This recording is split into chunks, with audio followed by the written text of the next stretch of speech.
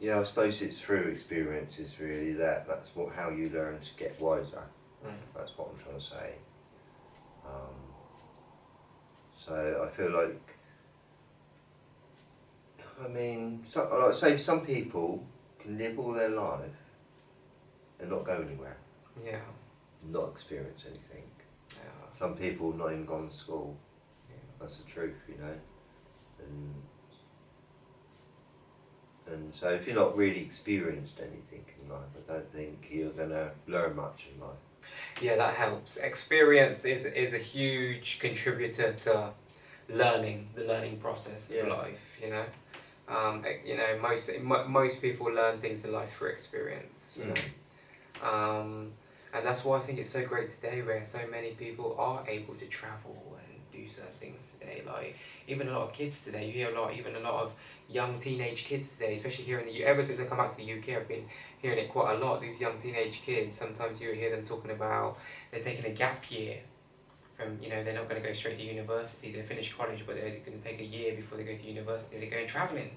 Yeah. You know, Yeah, and see you hear the a lot. world. You hear a lot of these kids talking See about the this, world first. and a lot of them are talking about it and they're going after all these different countries. You know, like what, like 20 odd countries, or like they plan to visit in the next 6 months, 6 months to a year. You know, well, probably 6 to 10 months more roughly, because they're going to be back for school. But like, I just think it's like, that's fantastic. Like, you know, all these, you know, they're getting to experience more of the world, getting a greater perspective and getting some culture, understand some culture and some, you know, just different ways of life and the way people live and people and you know, etc. Because it really broadens people's horizons and perspectives. Because a lot of time people that have like kind of born and live in the same place for most of their life and haven't really travelled anywhere else apart, you know, apart from different places in that on that island or that country or whatever. That to me, that is just, it's really quite sad, really, because it's just, you haven't really experienced much of the world at all, if you see what I mean, you know. I think you can kind of experience the world by using the internet. You can, yeah, true, yeah. You can travel. Yeah. You can kind of travel in, you know, you can look at sort of a documentary about Australia and kind of feel like, well, you kind of can dream about it now. If you see what I mean. Yeah. If you see where I'm coming from. Yeah. But like, talking about like tomorrow, it's up to me, I think, or you know, like tomorrow it's up to you whether you want to enjoy it, I think, isn't it? It's up to the individual to enjoy it. And every day that you wake up, what can you do apart from walk and go out and talk and learn more in life? You know, and the next day you do the same thing. And you know, I just feel like we're slowly maturing, all of us, you know, in our own little way. But some people don't mature, you know, because they're not very intelligent, if you sort of mean. You know, they're just not. I don't know. They're what are far behind, I suppose. And it's sometimes, like I say, it's all to do with upbringing. Yeah, yeah. And That's they've been on part of it. Sometimes they've been unlucky because they've not had any parents to help them. If you sort of mean. And yeah, it's a bit of a. I think. I mean, that's partly why I do like schools in kind of way, you know, where children can go to one place, looked after, because there are some good parents, good couples out there that want to stick together, you know, forever, you know, for their children and all that, and be a good family. But there's other families that are on drugs, or some other families that are on drink, or there's just so many problems out there, do you know what I mean? And it's unfair for the children in a kind of way, but school gives them a little safe ground in a funny way, you know, where they're in one same boat, I suppose. You know, I can sort of see the good side of school, but I can also see the bad side where they go to school. Yeah. It's like me, I went to school and I didn't really see my mum. Right. And it's like my children, they went to school and that was it. Do you know what I mean? It was the end of, it's like them leaving the nest basically. If you sort of mean, I obviously I put them in bed and, you know, took them to school, you know, or whatever sometimes and things, but really in a year I didn't see them much. Yeah. If you, I mean, if I add it all up, Yeah. time was taken away from us because we had to give our time up to go to school, go to work, you know. And it's a shame really that, like I say, like the time children are 16, they're quite used to not being with their parents really. Yeah. If you see what I mean. And it's not like the bond it should be. Yeah, because it does. It's not like the bond it should be. In some cases, it does cause a disconnect for sure. You know? Of course it does. Can you imagine, like, if there was no schools, all right, yeah, if they didn't exist. Yeah. And children just stayed home with their parents. Yeah. And the world today couldn't function though. Wouldn't be able to function. Only because of how the working world is set up. If you see what I mean. You know. A lot of people out there rely on schools and stuff like that in order to go to work. I do believe, like, imagining a different planet. Yeah. And say there's another planet that looked a bit like Earth, and it had water and oxygen on it. Yeah. And you had people on it, but they had a different system. They didn't invent money, they didn't invent alcohol, and they didn't invent guns. You know what I mean? And these inventions, okay, that we've invented, like guns for instance, yeah? We can look through history and see what harm they've done to mankind in a funny way. Yeah. And, you know, like, now we can sort of, like, think, well, what can we do to make things better? Shall we take that invention away and hide it, you know, from future generations, so they don't, you know, like it's part of history. Yeah. You know, it's going to be in the history books, that was the gun.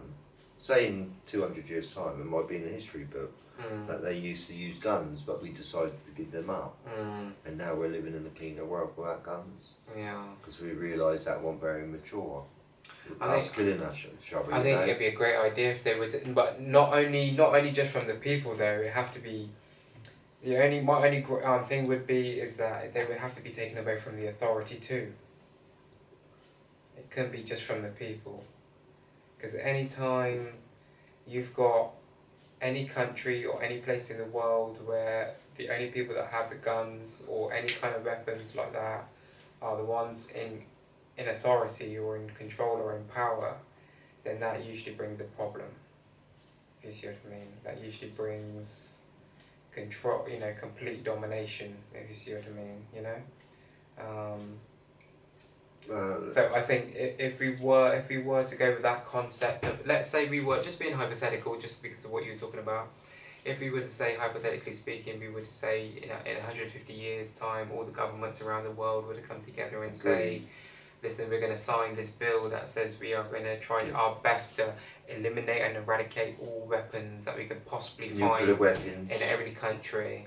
It would be a mature move. It would be an amazing thing, because be beautiful. Don't get me wrong, there'll still always be things that happen, but at least, you know, there won't be so many people getting killed due to like you said, you know, due to guns, due to, you know, bombs and drones and all these different things. I think like a lot of wars are due to immaturity. Yeah. If you see what I mean, and same as fighting or whatever. You know, it's at the end of the day, it's immaturity. Yeah. We could not go to war and debate and come up with better answers. You know, that's the way forward, really. Yeah. But when, you know, I don't know. You know, it's. Are we going to keep going to war and more and more and more until we kill ourselves? You know. I think it's quite embarrassing, personally, mate. Just as we're speaking about maturity tonight, I just got to be brutally honest.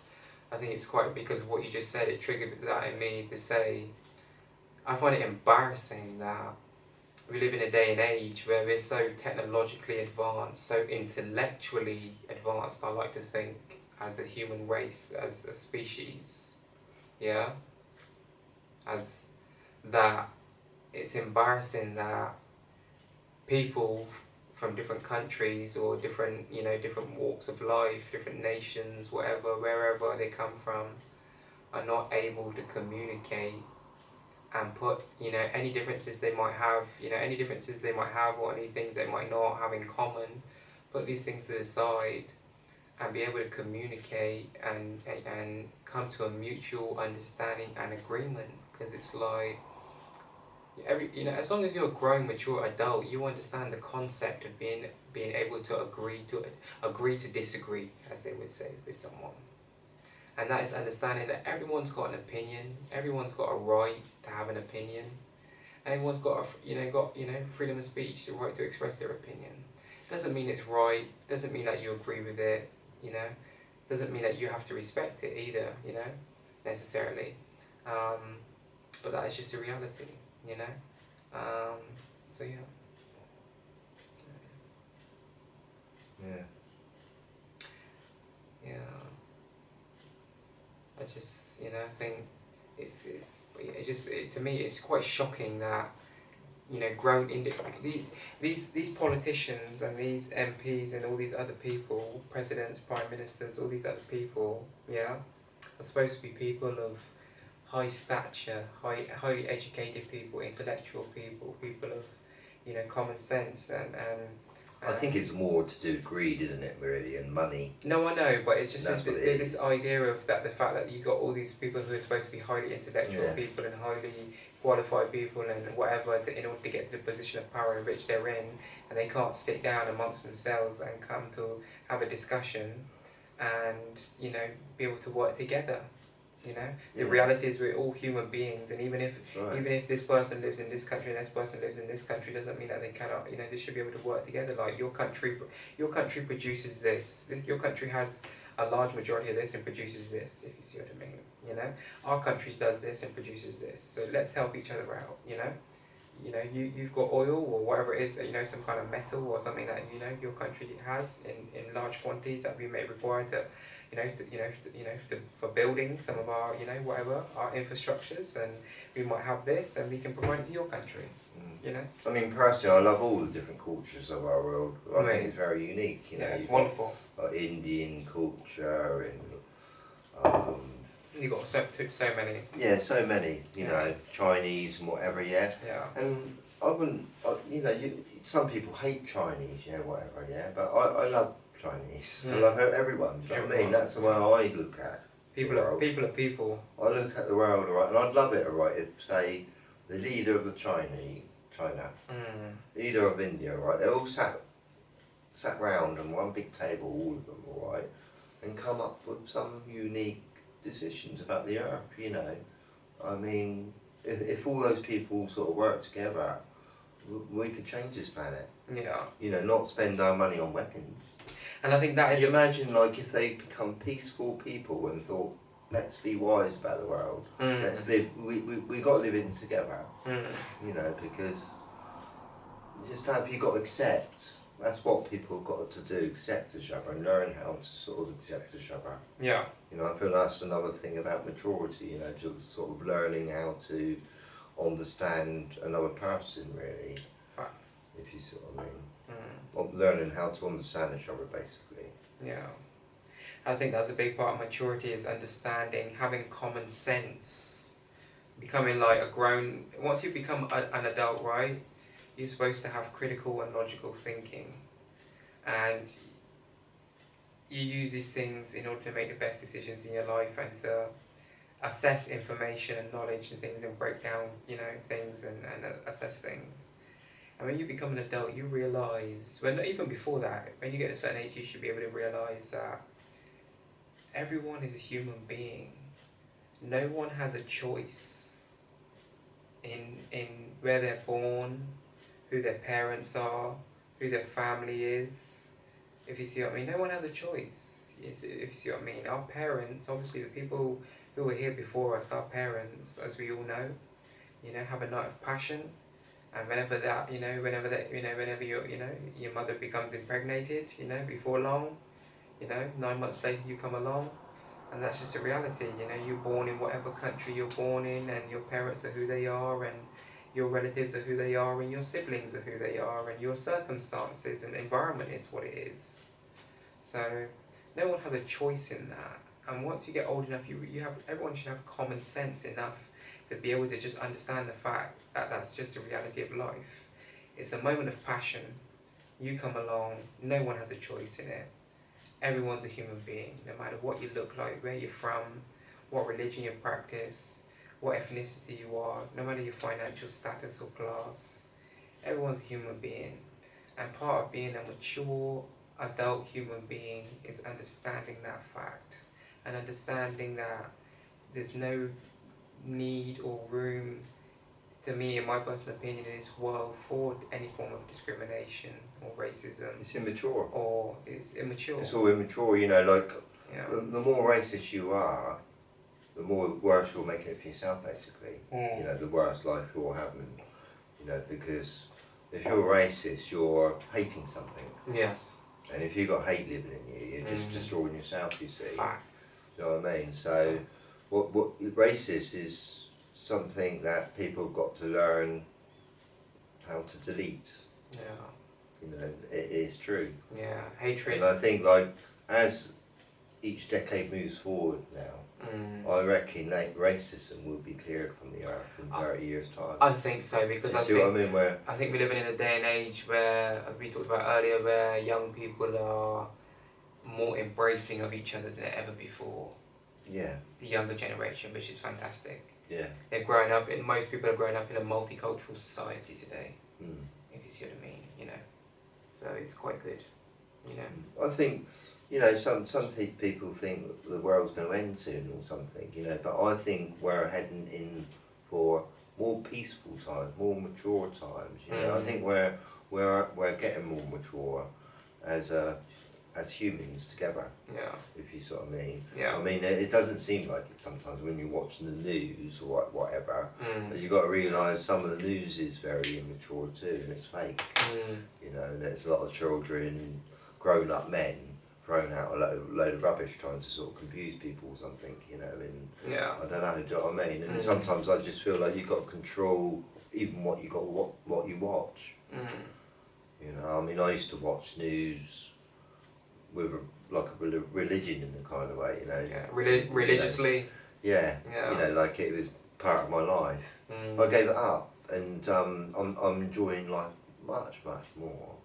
You know, I mean, I don't want to be dreaming of the newsreaders and all this and all these people.